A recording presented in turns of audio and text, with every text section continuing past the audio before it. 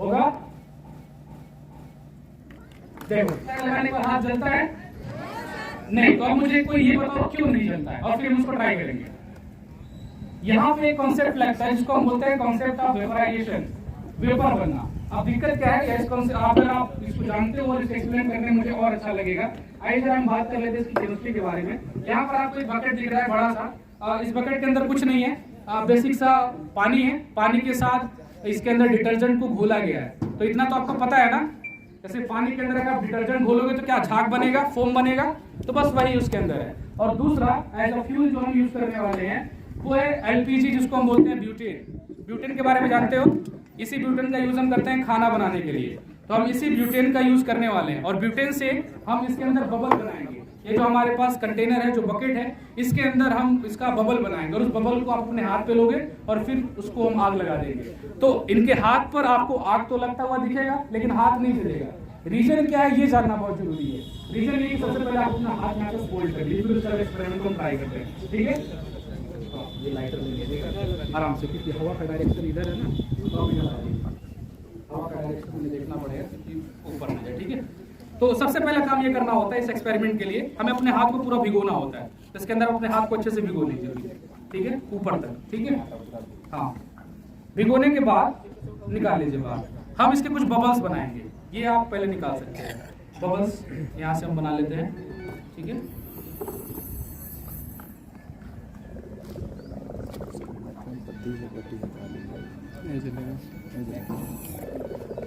कुछ हम bubbles ready कर रहे हैं इस बकेट के अंदर, जो भी आपको नहीं दिखेगा लेकिन थोड़ी देर में आपको दिखेगा जब हम इसको रेडी कर लेंगे फिर, ठीक है?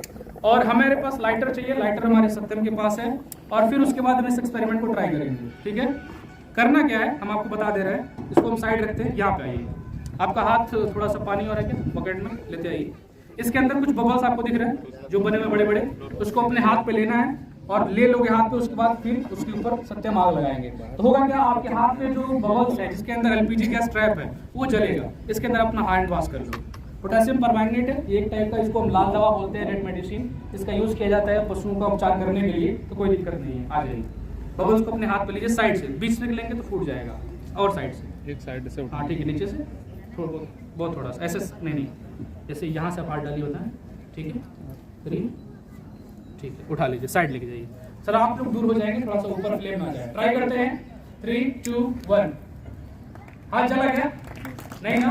ये कैसे पॉसिबल है? अब इसको कंसेप्ट को समझते मैं क्या कह रहा हूँ। जैसे इन्होंने अपना हाथ भिगो लिया, तो भिगोने के बाद क्या हुआ, जब फ्लेम जला, आग जब लगी, तो उस आग की जो हीट है इनके हाथ के ऊपर का जो लगा हुआ पानी है, वाटर, वो एब्जॉर्ब करके वेपर बनता है। और ऐसा होने से जो आग की जो एनर्जी, जो फ्लेम की जो हीट है, वो इनके हाथ तक नहीं पहुंचता, जिससे इनका हाथ जलने से बच जाता है। क्या एक बार और ट्राई करना चाहिए?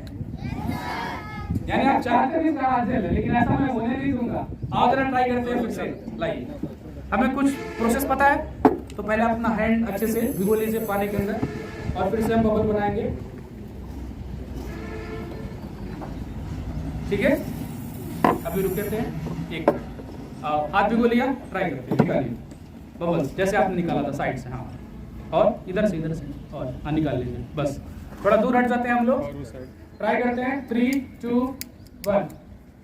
आराम से, कोई दिक्कत नहीं, माचिस से अपने पास ये